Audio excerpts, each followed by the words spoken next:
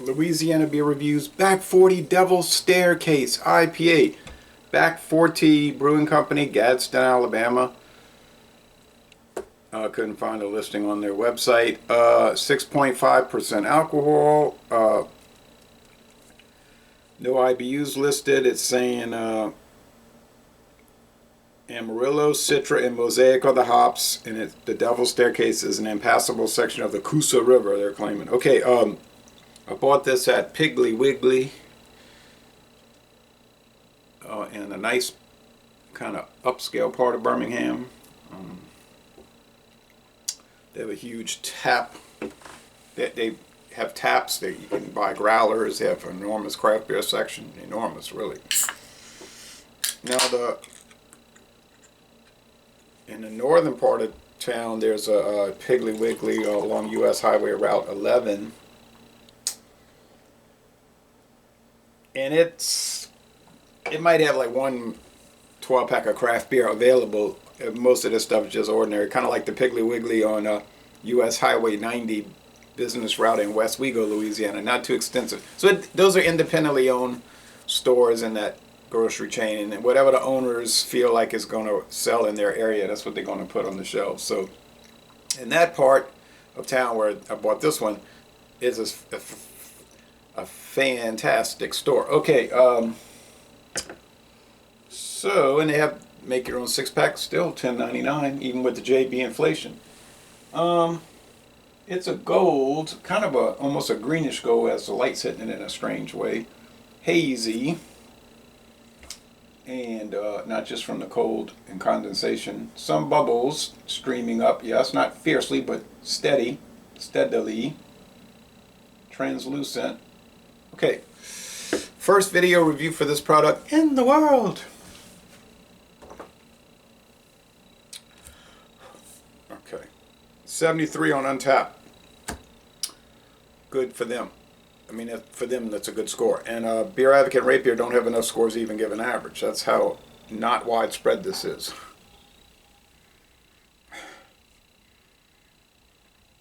They're saying citrus and floral.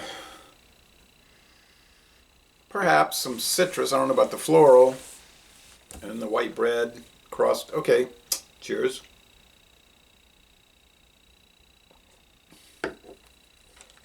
I didn't look at the tap at Piggly Wiggly and their growlers. There was only so much time I had in Birmingham that one day I was there, so my time was limited, but it was a lot of fun.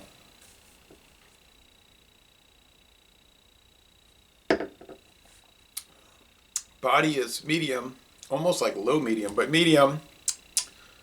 Tastes like a summertime IPA. It's not a session IPA, 6.5. Bitterness units seem... Okay, so you're getting the white bread crust, the citrus, a little bit of hop resin.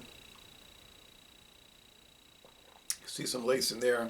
The finish is mostly dry. It has a champagne-like quality to it in a way. It's more of the modern type IPA than the kind you would have had 10, 15 years ago, okay?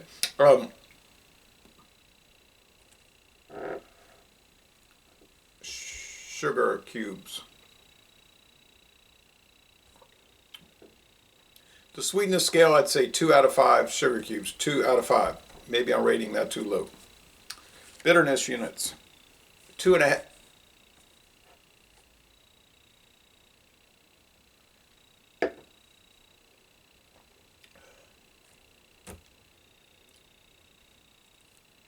Maybe 3. I'm thinking it's probably around 40 IBUs. It's maybe 3 out of 5 hop cones. To me, it's not a bitter beer, really, but if Miller Lite is your mainstay and the most adventurous you've ever gotten with beer would be like Bass Ale, yeah, it's going to seem, it might, because everybody's different. Some people might say, nothing to it, but it might seem incredibly bitter. It's all about how you approach it. When I started drinking craft beer in 1996, when nobody used that term, back then they just called it like microbrews. I tried all kind of, IPAs, this, that, and other, and I didn't do reviews back then. I would just try them, save the bottle and can if they were Louisiana. microbrews and then save the can and bottle if there were any kind of American national or regional brew. I had to purge the collection of light beers though. I just had too many beers. Too many things. I couldn't save everything. But when I first started trying the craft beers, I felt like they were strong, but I knew I wasn't used to it, so I didn't think like, I can't take it. I just thought, well, this is different from Miller High Life, for example, the first one I tried in February 1996 with my beer drinking project, and so I said I'll get used to it and then I'll get acclimated to it, which I did very quickly. So then nothing really seemed extreme after that. Really nothing that I've tried since. Some of the stuff seemed bad because it was poorly made, just a bad beer. I could name some of those companies. Some of them are gone. I guess everybody else shared my opinion. Most everybody else. And it was like the high gravity malt liquors I had to get, because those are like strong Helles Doppelbock, adjunct Doppelbocks, and I had to get used to those too because they're strong, but I'd rather drink an Imperial Stout, obviously, because it's not obviously, but for me, because it's a richer, more luxurious flavor. When you get a good one. And a barley wine, yes, I'd rather have that. But anyway, none of those things seemed, only at first they seemed extreme, but I knew I'd get used to them, and the point, short story long, is I got used to it. Okay, this one's sort of like it's a bright beer, like I'll say beers are upbeat or downbeat. This is an upbeat beer. Some beers are downbeat, but this is an upbeat, it's a bright flavor. It's one of the more, but then you also have that other spectrum, dull or exciting. And this is more on the dull side. Now, a lot of good beers are dull or bland. They're created to be that way. This is more on the bland side, but still very nice and enjoyable. Wouldn't be the IPA I'd be grabbing, however.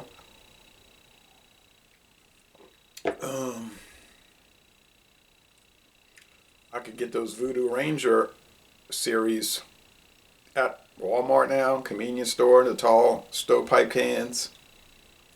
Still cheap, in a relative sense. So, and they're so good. They're so delicious. And not all of them, like the Juice Force. I would not want to be on the Juice Force. But some of them are just tremendously good. This one, if you get it in a variety pack like I did, yeah, it's worth trying.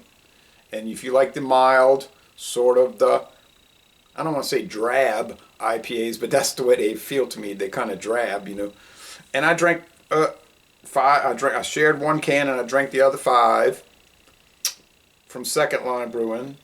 The Vacation Juice. It was drab. It was on the dull side.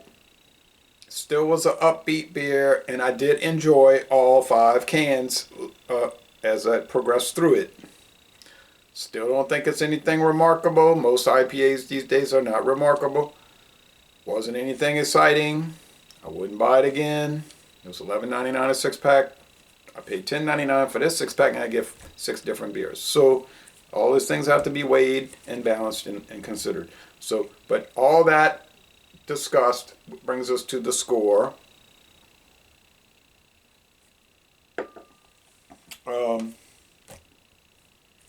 It's just like so many, they're all like, the same movie, I guess.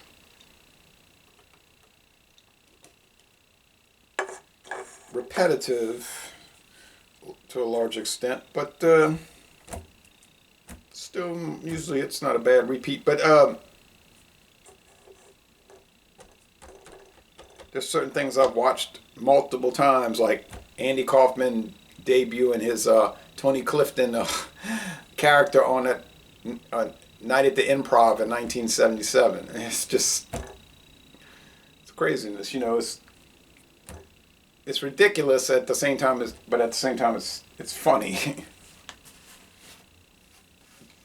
And of course, that character got developed over the years. But at that, when he first did it, it was a different sort of character. But it was madness.